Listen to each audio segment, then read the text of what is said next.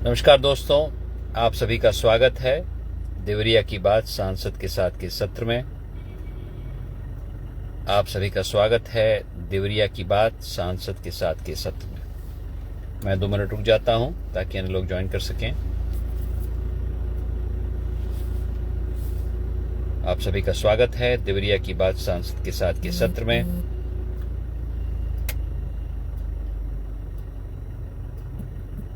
धीरे धीरे लोग जुड़ रहे हैं। मनोज मणि जी नमस्कार, मुश्ताक शाह जी नमस्कार,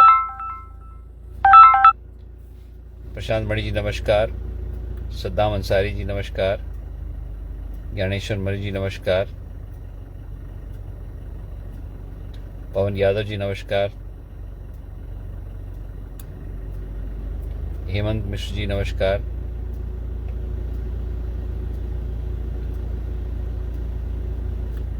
मनोज चौबे जी नमस्कार, सत्येंद्र यादव जी नमस्कार, सुनील पांडे जी नमस्कार, अनिल श्रीवास्तव जी नमस्कार,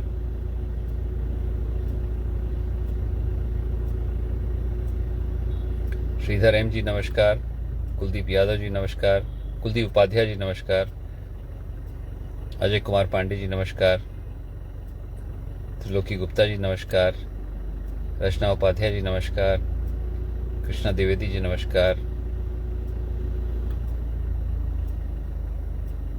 उमेश कुमार गुप्ता जी नमस्कार,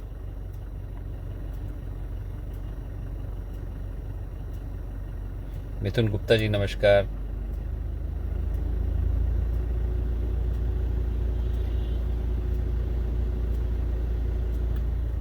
मुकेश कुशवाहा जी नमस्कार, संजय गुप्ता जी नमस्कार। ठीक है दोस्तों, हम लोग शुरू करते हैं। आज के सत्र में मैं 3 विषय आपके बीच में रखना चाहूँगा। सर्वप्रथम जो आज की तारीख में बहुत प्रासंगिक है, महिला वंदन अधिनियम क्यों, इसकी क्या महत्वता है, क्यों हम लोगों ने इसको लाने का प्रयास किया। दूसरा, जो महिला विरोधी ताकतें हैं विपक्ष की, उन्होंने कैसे इसको गिराया और कैसे हम लोग इनको कुछ हद तक एक संदेश दें कि ये गलत है। और तीसरा, गांव चलो अभियान, जिसमें मैं अभी एक गांव में होके आ रहा हूँ, गौरी बाजार मंडल में। तो दोस्तों, पहले तो प्रश्न ये उठता है कि ये सत्र हमने जो बुलाया और महिला वंदन अधिनियम को पुनर्स्थापित करने के लिए जो एक संविधान संशोधन 131वां बिल लाया गया और उसी के साथ साथ डिलिमिटेशन का प्रक्रिया के लिए बिल लाया गया, उसका क्या महत्व था। उसका महत्व ये था कि 2023 में पिछले चुनाव के पहले ही सभी पार्टियों की सम्मति से हम लोगों ने एक बिल पास करवाया था जिसमें 33% अतिरिक्त सीटें होंगी लोकसभा में, और जो लोकसभा पिछले बहुत सालों से करीब 540 के आसपास की सीटों से परिभाषित होती है, उसमें हम लोग को बढ़त लानी चाहिए, क्योंकि एक लोकसभा 25-25 लाख वोटर का हो गया है, अनमैनेजेबल हो गया है। तो इसी के होते होते हमने ये निर्णय किया कि 2 इसमें लक्ष्य थे। एक लक्ष्य था कि महिलाओं को हम लोग और अधिकार दें, क्योंकि महिला प्रधान नेतृत्व जो आदरणीय प्रधानमंत्री जी पिछले 12 साल से कर रहे हैं, मैं भी पिछले कई सालों से कर रहा हूं, उसको आगे ले जाके देश का विकास होगा, महिलाओं को अपना हक मिलेगा। और दूसरा, यदि सीटें ज़्यादा बढ़ेंगी तो हम लोग को औसतन रूप से कि एक सांसद को अधिकार एक कम लोगों के लिए होगा तो उनमें ज़्यादा काम हो सकता है। अभी मान लीजिए मेरे यहाँ 20 लाख वोटर हैं, तो बहुत मुश्किल होता है मुझे सब लोगों के साथ मिलना जुलना, और ये लगभग विधायकों के लिए भी लागू होता है, क्योंकि जब हमारी जनगणना 300 मिलियन थी, 30 करोड़ थी जब हम स्वतंत्र हुए थे, उसके बाद अभी जाके 140 करोड़ हो गई है। सांसद लगभग उतने ही, पहले 520 थे, अब 545 के आसपास हो गए हैं। तो ये 2 कारण थे कि ये हम अधिनियम 2023 में हमने पास किया था। उसका नाम था महिला वंदन अधिनियम, सर्वसम्मति से पास हुआ था, और इसी को हम लोग वापस लाए क्योंकि 26 के बाद ही डिलिमिटेशन हो सकता था संविधान के अनुसार, और 26 के बाद हमारी जो जनगणना है, सेंसस, वो अभी तक नहीं हो पाई है, क्योंकि कोविड के होते होते वो शुरू नहीं हो पाई है। और चूंकि जातिगत जनगणना है, इसलिए इसमें समय लगेगा, क्योंकि पहले हम लोग सत्र करेंगे जिसमें हम लोग घरों का जनगणना करेंगे, उसके बाद जातिगत होगा, और उसके बाद ही डिलिमिटेशन हो पाएगा उस सेंसस के आधार पे। तो एक बहुत साधारण सा सुझाव था कि 2027 के सेंसस के न होते हुए हम लोग 2011 का सेंसस लें, और उससे मेरे हिसाब से लगभग वही काम हो जाएगा जो 2027 के सेंसस से होता, थोड़ा सा आगे पीछे होता। इसमें दो आपत्तियां कही गई, उसके बारे में व्याख्यान करूंगा। एक आपत्ति ये थी कि दक्षिण के प्रांत बोल रहे थे कि हम लोग को इसमें हमारा हक छीना जाएगा, और उसके लिए प्रधानमंत्री जी ने, उसके बाद गृह मंत्री जी ने भी बात रखी कि ऐसा नहीं होगा, प्रोपोर्शनल होगा। तो वो कुछ हद तक उससे संतुष्ट थे, और लिखित भी उन्होंने प्रमाण दिया। तो गृह मंत्री जी ने परसों रात को बताया कि आप लोग अगर लिखित चाहते हैं तो लिखित भी हम जा सकते हैं। और दूसरा इनका ये मानना था कि वो 543 को हम लोग बढ़ाएं ना, और उसमें ही हम लोग एक तरह से विभाजन कर दें 33% महिलाओं का, जो हम लोग के साथ, जो हम लोग को गवारा नहीं था, क्योंकि पुरुषों का हक भी चला जाए वो भी गलत है। अगर इसको बढ़ा के हम लोग करते हैं तो दोनों महिलाओं का हक बढ़ेगा, आएगा, और पुरुषों का भी एक तरह से सम्मानजनक उसमें प्रतिशत रहेगा। इसीलिए मैं आप लोग से बताना चाह रहा हूं कि बहुत महत्वपूर्ण विधेयक था, और महिलाओं की शक्ति को लाने के लिए मैंने भी सदन में बोला। आप जानते हैं कि सिर्फ 3 सांसद बोले, पुरुष सांसद, जो ऑफिशियल लिस्ट में थे। उसके बाद तो कई और लोग बोले, उसमें मैं था, तेजस्वी सूर्या थे, और एक मिस्टर अग्रवाल हैं, वो थे। हम तीनों लोगों ने बोला। तो मैं समझता हूं कि उसमें भी मैंने ये बात रखी कि महिला नेतृत्व बहुत आवश्यक है, क्योंकि वो दूरगामी सोच से प्रभावित होती हैं, और वो बैलेंस करती हैं पुरुष के मनसा को। जैसे आप जानते हैं कि जागृति यात्रा में भी 40% महिलाएं रहती हैं, तो उससे हमारा जो पूरा जो डायलॉग होता है वो संतुलित रहता है। महिलाओं की प्रतिभागिता से किसी भी सामूहिक प्रयास में एक संतुलन आता है। तो हमारी नारी शक्ति हमारे प्राचीन इतिहास से प्रेरित है। हम लोग चाह रहे हैं कि हमारी जो नारी शक्ति और शिव का जो एक समावेश है वो कुछ हद तक इस सदन में और लोकसभा में और राज्यसभा में और लोकसभा और विधानसभा में आ जाएगा, अगर ये अधिनियम पास होता। तो ये इसका पृष्ठभूमि है। बहुत सिंपल फॉर्मूला था, 2023 का ही फॉर्मूला था। उस समय उन्होंने इसलिए समर्थन किया क्योंकि उनके बिना भी हम लोग इसको पारित कर ले जाते। हमारी पूर्ण बहुमत थी। पूर्ण बहुमत मतलब 2/3 हमारी बहुमत थी। इस बार हमारी 2/3 बहुमत नहीं थी, लेकिन मैं आपको बताना चाहता हूं कि एज अ विप, मैं विप हूं पार्टी का, तो जो हमारी चर्चा होती थी तो हमारी ये था कि हम लोग इसको पास कर ले जाएंगे। और आपने देखा होगा जब मैंने भी बोला तो मैंने उनकी महिलाओं को भी अपील किया कि आप 37 महिलाएं हैं, आप लोग अवश्य हमें इसमें वोट दीजिए ताकि महिलाओं का उत्थान हो। फिलहाल यह बिल पास नहीं हो पाया। इसमें मैं समझता हूं कि विपक्ष ने एक राजनीति करी है। वही बिल लगभग थोड़ा सा संशोधन करके हम लोग लाए, 2023 में पास हो गया, जब उनको मालूम था कि उनके पास कोई विकल्प नहीं है। अब वो मोदी जी को नीचे दिखाना चाहते थे, इसलिए उन्होंने इस बिल का समर्थन नहीं किया। इसमें राजनीति की, वो चाह रहे थे कि अगर हम लोग इस बिल को गिरा देंगे तो मोदी जी और भारतीय जनता पार्टी की सरकार को एक तरह से एक झटका लगेगा। और मैं समझता हूं कि ये एकदम अनावश्यक था, क्योंकि इसमें सबकी विजय थी, महिलाओं की विजय थी, पुरुषों की विजय थी। क्योंकि एक सांसद को कम जनसंख्या रहती तो मैं समझता हूं वो अच्छी तरह डेवलप नहीं भी कर पाता। बड़ा दुर्भाग्य है। और मैं यही कहना चाहता हूं कि जो हमारी इंडी की सरकार के अंदर सपा और कांग्रेस की प्रमुख पार्टियां हैं, उन्होंने इस प्रकार का महिला द्रोही कार्यक्रम क्यों किया। अगर इनका इतिहास देखें, अगर आप सपा के पास जाएं तो पहले से ही इन लोगों ने महिला का विरोध का नाटक बहुत पहले किया था। इनके परिवार में कभी भी कोई महिला का सम्मान नहीं होता है। ये अपने परिवार का सम्मान करते हैं। इनको भी भय हो गया था कि अच्छी महिलाएं उभरेंगी तो शायद इनके परिवार के लोग उसमें से कट जाएंगे। मैंने एक सांसद, उनका नाम नहीं लूंगा, परसों मैं उनसे बात कर रहा था, सपा के सांसद हैं, काफी वरिष्ठ हैं, बाहर हम लोग गैलरी में खड़े थे।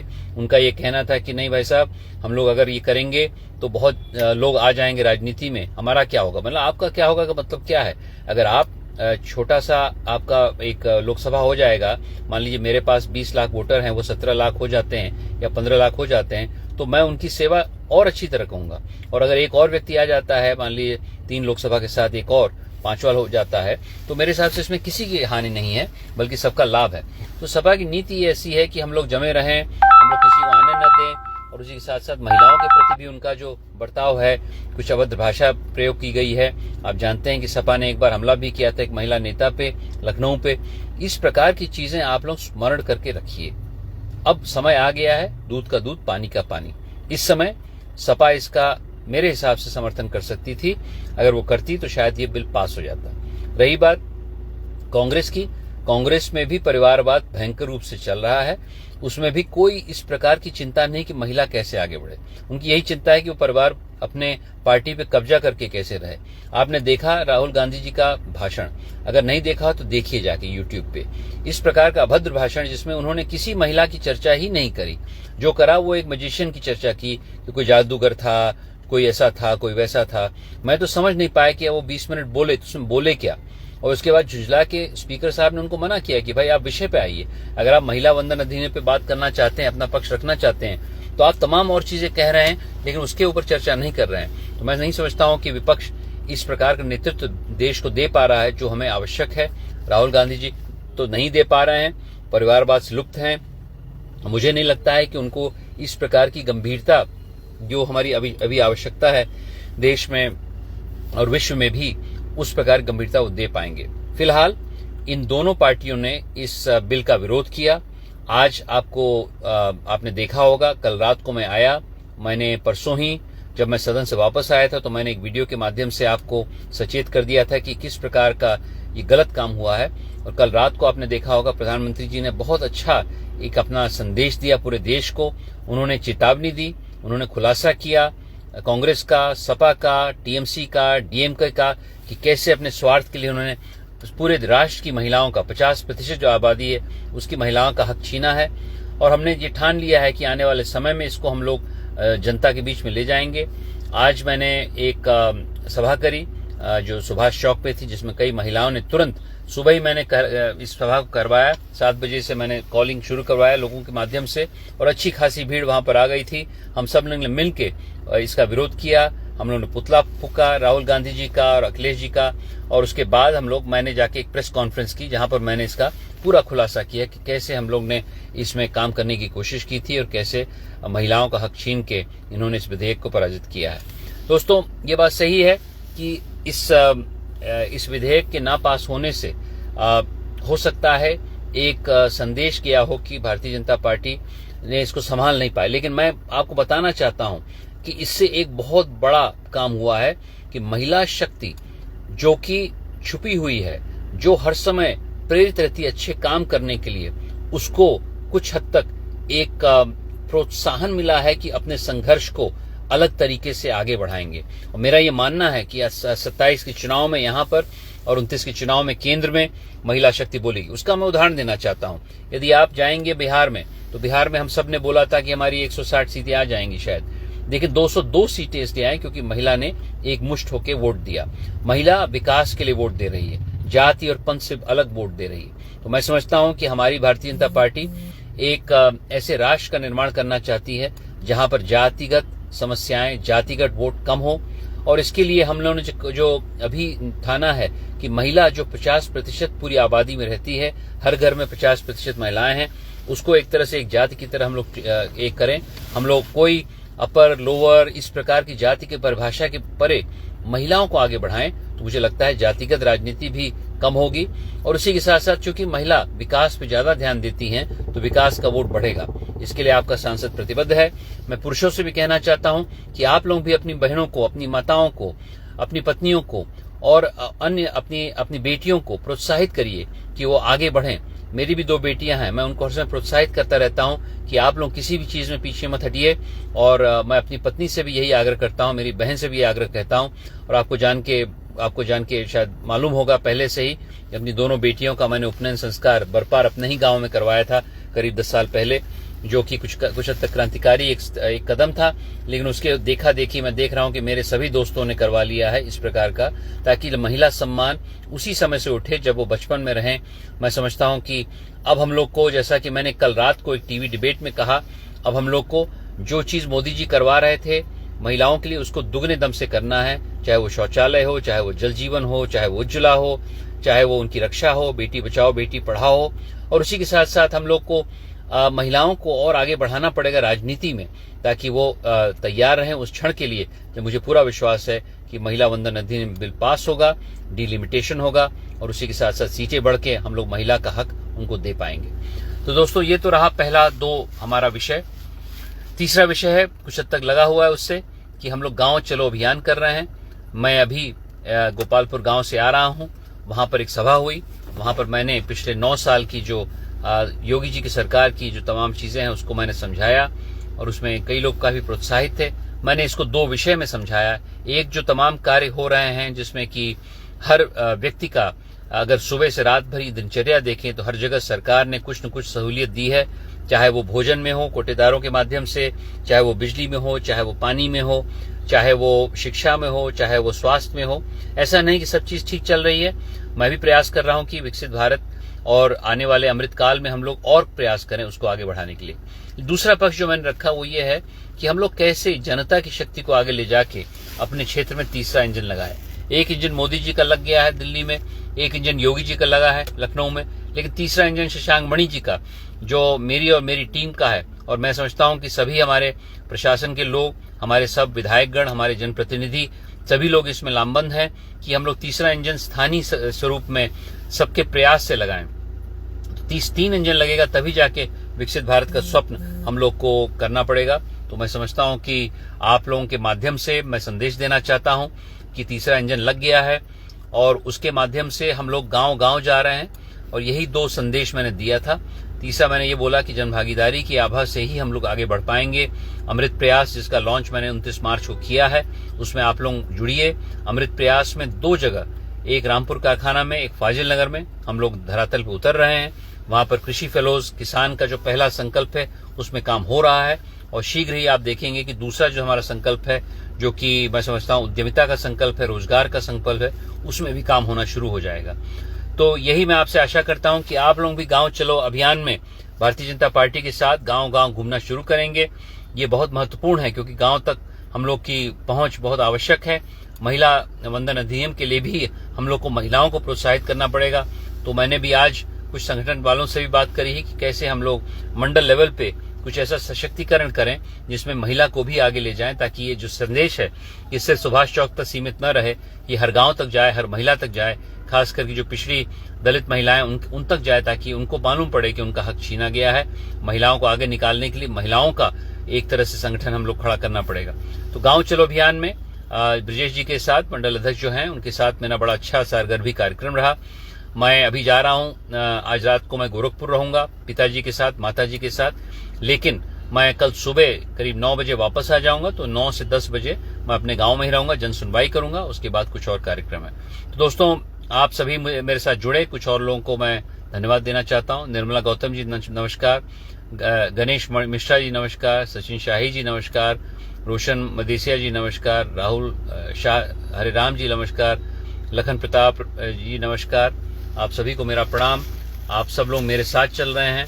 मुझे बड़ा गर्व हुआ कि मुझे ऊपर से एक आदेश आया कि आपको भी वो 3 सांसदों में आपकी लिस्ट में आपका नाम है जिसमें आपको बोलना है। और आपने देखा होगा कि मैंने अपनी बात, हालांकि मुझे उतना समय नहीं मिला जितना मुझे मिलना चाहिए था, लेकिन अपने 8 मिनट के उद्बोधन में मैंने अपनी बातें रख दी।